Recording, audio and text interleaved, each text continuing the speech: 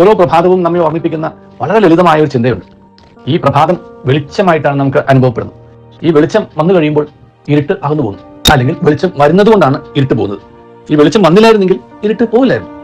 അപ്പം ഇരുട്ട് എന്നുള്ളത് നമ്മുടെ ജീവിതത്തിലെ ഓരോരോ ദുഃഖങ്ങളുടെ അന്ധകാരമാണ്, ഓരോരോ തിന്മയുടെ അന്ധകാരമാണ്, ഓരോരോ വെളിച്ചക്കുറവിന്റെ അല്ലെങ്കിൽ അജ്ഞതയുടെ അന്ധകാരമാണ്, ഒരർത്ഥത്തിൽ അഹങ്കാരത്തിന്റെ അന്ധകാരമാണ്, അങ്ങനെ സങ്കടങ്ങളുടെ അന്ധകാരമാണ്.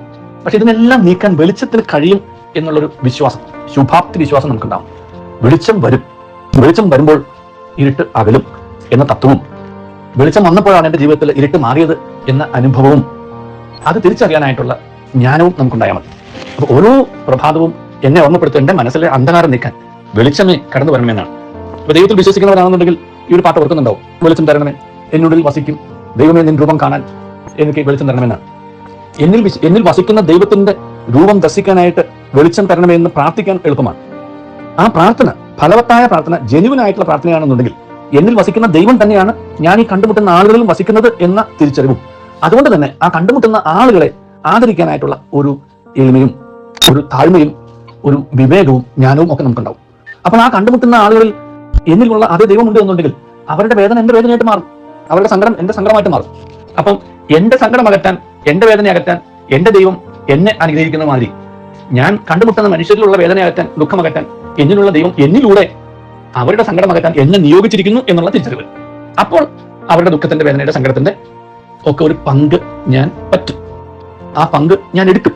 അങ്ങനെ ഞാൻ പങ്കെടുക്കുന്നത് വഴിയായിട്ട്, അവരുടെ പങ്ക് ഞാൻ പറ്റുന്നത് വഴിയായിട്ട് ഞാൻ അവരുടെ ദുഃഖത്തെ അകറ്റുകയാണ് ചെയ്യുന്നത്. കാരണം എന്നിൽ ദൈവമുണ്ട് എന്നുള്ളതുകൊണ്ടും ആ ദൈവമാണ് എന്നിലൂടെ പ്രവർത്തിക്കുന്നത് എന്ന തിരിച്ചറിവ് എനിക്ക് ലഭിക്കുന്നതും. അതുകൊണ്ട് ദൈവം എന്നുള്ളത് എനിക്ക് ആശ്വസിക്കാനുള്ള ഒരു തുരുത്ത് മാത്രമല്ല, ദൈവം എന്നിൽ വസിക്കുന്നു എന്നുള്ളത്, ദൈവം അവരിൽ വസിക്കുന്നു എന്നത് തിരിച്ചറിയാനായിട്ടുള്ള ഒരു ഒരു ആഴമേറിയ ചിന്തയും അതുവഴിയായിട്ട് എന്നെ നയിക്കേണ്ട എൻ്റെ ആക്ഷനുമാണ്, പ്രവൃത്തിയാണ്. അങ്ങനെ പ്രവൃത്തി ഇല്ലാത്ത ഒരു വിശ്വാസം ഒരു കാപട്യമാണ്. അതൊരു കേവലമായ സ്വന്തമായ വിശ്വാസത്തിനും സ്വാർത്ഥപരമായിട്ടുള്ള ലക്ഷ്യങ്ങൾക്ക് വേണ്ടിയിട്ടുള്ളതാണ്. അതുകൊണ്ട് എന്നിൽ വസിക്കുന്ന അതേ വെളിച്ചം മറ്റുള്ളവരിലും ഉണ്ടാവണമെന്നും, ആ വെളിച്ചം അവരിൽ തെളിയുന്നില്ല എന്നുണ്ടെങ്കിൽ അവരിൽ ആ വെളിച്ചം തെളിയാൻ വേണ്ടി എന്നെ തന്നെ ഞാൻ വിനിയോഗിക്കണമെന്നും, അതുപോലെ തന്നെ മറ്റുള്ളവരുടെ നന്മ കാണാനും എന്നിലെ വെളിച്ചം ഉപയോഗിക്കണമെന്നും നമുക്ക് പ്രഭാതത്തിൽ പ്രാർത്ഥിക്കാം. രണ്ട് ചിന്തകളാണ്, സമാപിപ്പിക്കട്ടെ. ഒന്ന്, അവരുടെ വേദനയിൽ പങ്കുചേരാൻ എന്നെ സഹായിക്കുന്ന വെളിച്ചം. രണ്ട്, അവരുടെ നന്മയിൽ സന്തോഷിക്കാൻ സഹായിക്കുന്ന എന്നിലെ വെളിച്ചം. ഈ വെളിച്ചം ആണ് യഥാർത്ഥത്തിൽ എന്നെ ഒരു ആത്മീയ മനുഷ്യനാക്കി തീർക്കുന്നത് എന്ന് നമുക്ക് ഓരോരുത്തർക്കും ചിന്തിക്കാൻ കഴിയണം.